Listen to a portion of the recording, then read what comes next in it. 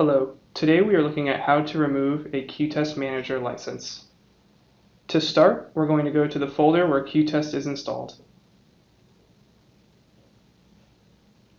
Look for the qTest CTL folder, followed by the Manager folder, followed by the Build folder. From there, click the View option in your Folder Explorer and check the Hidden Items box. Open the .tc folder and delete the license file.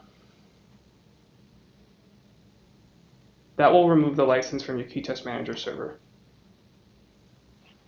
Now going back to qTest Manager, go ahead and import your new license file by clicking the Import License File.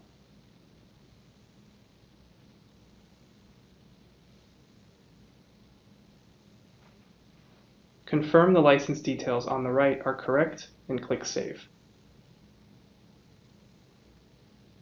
Refresh the page.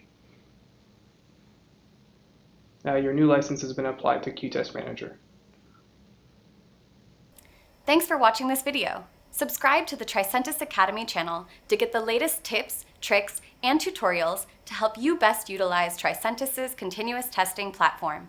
For more information, please click the links in the description.